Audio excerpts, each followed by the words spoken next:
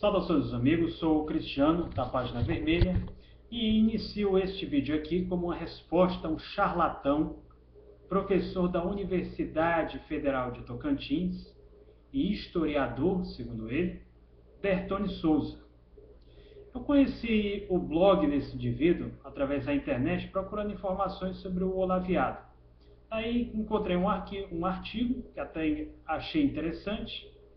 Depois, conhecendo as ideias do indivíduo, percebi que ele tinha alguns textos anticomunistas, contra Lenin e contra Stalin. Investigando um pouco, eu acreditei até a princípio que se tratasse de um equívoco. Pensei da seguinte forma: não, ele leu esses livros aqui, mas não conhece esses outros livros aqui. Então vou passar para ele um pouco do meu conhecimento aqui. Longe de encontrar qualquer humildade ou interesse no assunto, o que encontrei foi o quê? Foi um sujeito intolerante, anticomunista e neofascista. Neofascista por quê? Porque o próprio Bertone Souza nos diz, em um de seus comentários, que o comunismo foi a maior tragédia humanitária do século XX. O indivíduo que diz uma coisa dessa, ele está dizendo para você o seguinte: ele está dizendo que um regime que matou negros, que matou milhões de eslavos, que promoveu um genocídio de judeus, foi melhor do que um governo que combateu o racismo e que promoveu a igualdade racial, que foi a União Soviética. A partir do momento em que o indivíduo diz que o comunismo foi a maior tragédia humanitária do século XX, ele está dizendo para você que um regime que segregava negros, como o da África do Sul, que linchava negros, como nos Estados Unidos, onde inclusive até se fazia filmes apresentando negros como estupradores e ladrões, foi melhor do que um país que promoveu a igualdade racial e criou a primeira Constituição a criminalizar o racismo. Esse indivíduo, ele longe de poder ser visto com algum respeito, ele deve ser visto como um criminoso, uma vez que ele faz, nesse discurso, uma apologia indireta da ideologia nazista e de todos os regimes racistas e eugenistas que existiram no século XX. Mas porque o professor Bertone Souza é negro, isso aí não interessa. Não existe cor para idiotice e também a lei não fala que que esse tipo de crime é exclusividade de brancos, não. Qualquer pessoa pode ser sujeita desse tipo de crime. Daí vem, ele inicia, após um longo debate, que eu vou procurar aqui resumir ao máximo, até para deixar esse vídeo aqui um pouco mais sucinto, ele nos diz o seguinte: que os regimes comunistas, o regime de Stalin, o único regime de Stalin que eu conheço é o do café da manhã dele, do almoço e do jantar. Ele nos diz o seguinte, que o comunismo sempre levou ao totalitarismo. O que é totalitarismo? Se esse professor se desse ao trabalho de pesquisar isso aí, ele saberia que totalitarismo foi um termo cunhado em 1923 por Giovanni Amendola, quando ele criticou o fascismo italiano, quando ele criticou Mussolini. Esse é o sentido original do termo totalitarismo. Ele estava descrevendo o Estado que foi forjado pelos fascistas italianos, que não tem absolutamente nada a ver com o Estado soviético. O fascismo, como bem disse Mussolini certa vez, deveria ser chamado de corporatismo, pois ele alia o poder das grandes corporações ao poder do Estado. Mas porque Hannah Arendt escreveu um livro equiparando Hitler a Stalin. Essa conotação de que totalitarismo se refere à União Soviética, isso aí foi algo que surgiu após a Segunda Guerra Mundial. Por quê? Porque na época, como já havia sido derrotado o fascismo, eles precisavam de um outro inimigo, de um novo inimigo. Aliás, de um novo não, de um velho inimigo. Precisavam recordar quem era o seu inimigo. Daí eles projetaram todos aqueles estigmas que eles tinham contra os nazistas na União Soviética. O mais curioso é que esse país que detestava tanto o nazismo, né, que é os Estados Unidos, que em tese detestava esses nazistas, recebeu milhares deles através do seu serviço de imigração. E eu não estou falando apenas de técnicos e de cientistas. Estou falando de criminosos de guerras como o ucraniano Ivan Demjanjuk, Ivan o Terrível. Milhares foram recebidos nos Estados Unidos, no Canadá e no Brasil, que até recebeu o doutor Joseph Mengele, que viveu aqui tranquilamente, né, enquanto milhares de comunistas eram perseguidos, torturados e mortos. Ah, mas por que você não leu Hannah Arendt? Hannah Arendt, meu caro, foi uma escritora patrocinada pela Agência Central de Inteligência, a CIA. Isso aí não é achismo meu, nem é o que o Partido Comunista acha, não. Isso aí é o que Francis Stoner Saunders, que verificou os arquivos da CIA e do Serviço de Inteligência Britânico, o IRD, constatou e publicou em seu livro Quem Pagou a Conta, que inclusive é facilmente encontrado nas livrarias. Ela lista vários intelectuais, né, dos Estados Unidos e do mundo ocidental que trabalharam para a CIA, que foram de algum modo por ela ajudados. Isso aí por quê? Porque a CIA promovia na época uma guerra cultural contra a União Soviética. E como eu mencionei em outro vídeo aqui, quem acompanha aqui a Voz do Comunismo sabe muito bem disso, a guerra não é apenas um meio militar, ela não se dá apenas por meios militares, ela também se dá através do que se conhece por guerra de informação. O que é uma guerra de informação? É eu publicar somente aquilo que me interessa, preferencialmente para demonizar o inimigo, e excluir tudo aquilo que não me interessa ou que pode abalar o meu sistema de ideias ou mesmo o meu sistema econômico-social. Esse indivíduo que se diz historiador, né, ou melhor dizendo, que na realidade se trata de um historiador, no máximo, ele começa a soltar um monte de mentiras aqui em seus comentários. Por exemplo, a princípio ele diz que na União Soviética o rock era proibido. Ora, basta pesquisar no próprio YouTube para encontrar canções do Czerwone Gitary, que era uma banda polonesa. Nikt na Zietniewie, Kwiaty we Włosach, né? Flores ao Vento, canções de rock poloneses dos anos 60. Na União Soviética você encontra canções, né, como Moyadry Sovietsky Soyuz, do Samotsvety. Você encontra canções do Pisnyari, uma banda bielorrussa bastante famosa.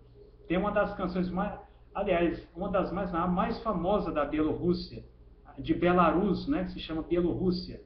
Молодость моя, Белоруссия, песня партизан, сосны да туман.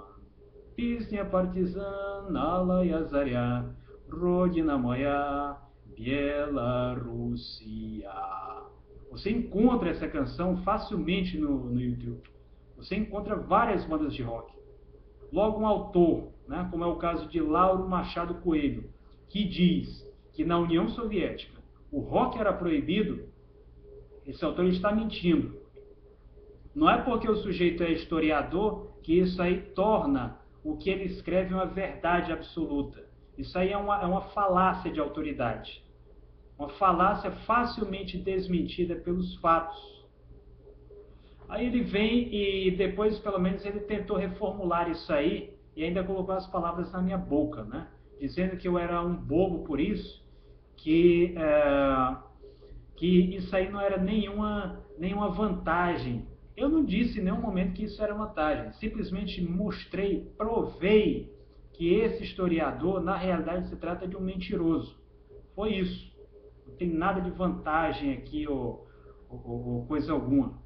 Você não entende nenhum texto direito, rapaz. Daí ele vem e solta outra pérola, né? Dizendo que o jazz era proibido.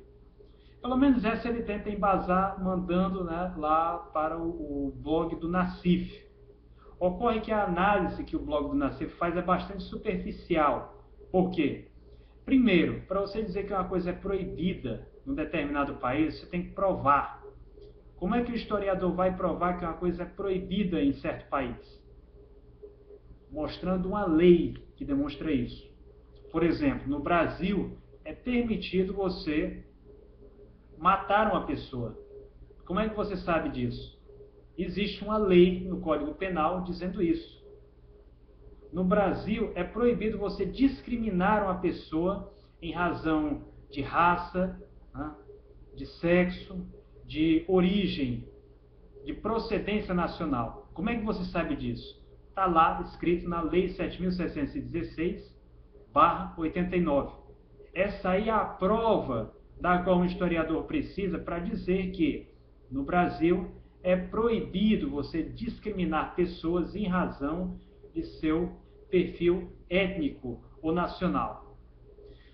Daí o autor vem criticar a página vermelha, né? Dizendo que não passa de pura bobagem, de panfletarismo, que nunca mais vai voltar lá.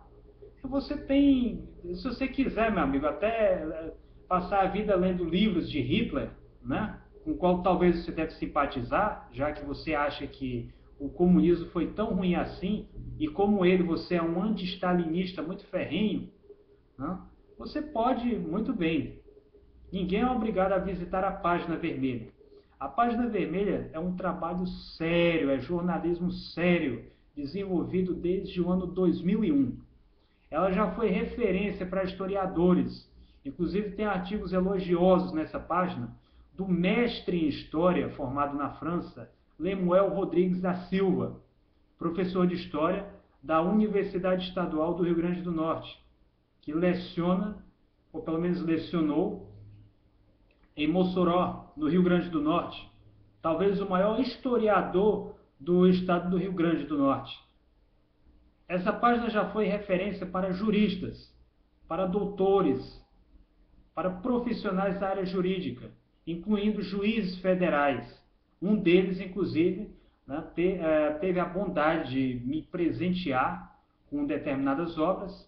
Entretanto, por razões que não posso apresentar aqui, até pelo fato desse indivíduo ser atualmente um juiz federal, eu prefiro, né, evitar mencionar o seu nome aqui, ao qual sou muito grato, diga-se de passagem.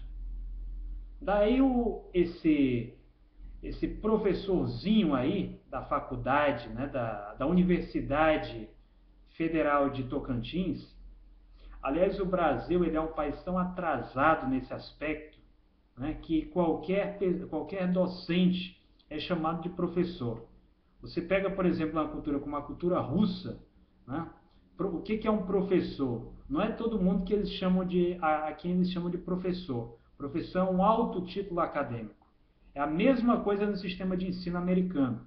Certa vez eu comentando isso aí quando eu aprendia russo, né, eu questionei ao professor doutor Carlos Ruiz, da Universidade de Havana, de Cuba, que era pró-reitor da Universidade Estadual do Rio Grande do Norte, qual que é a diferença entre a palavra Учитель e professor? Daí ele mencionou que na maioria dos sistemas de ensino mais avançados, existe uma diferença entre docente e professor. Não é a todo mundo que eles chamam de professor, como isso acontece aqui no Brasil. Daí ele vem. Ele tentando... eu o desafiei a mostrar, né, pelo menos alguma prova de que Stalin havia promovido genocídio, como ele afirmou. Primeiramente, esse autor não sabe o que é genocídio. O que é genocídio? Genocídio é você exterminar povos. É você pegar, né, assinar, por exemplo, um documento dizendo que povo X, que povo Y deve ser exterminado. E como bem afirmou o professor Grover Ford, da Montclair University, nos Estados Unidos, I'm yet to find one crime promoted by Stalin. Né? Eu ainda estou para encontrar pelo menos um crime promovido por Stalin. Eu quero que o professor Bertone Souza me mostre aqui qualquer documento onde Stalin designa, né, tropas do NKVD ou do Exército Vermelho para exterminar os povos da Ucrânia, da Bielorrússia, da Rússia. E não é fácil, professor. Você não pense que isso aí é coisa difícil de se fazer, não.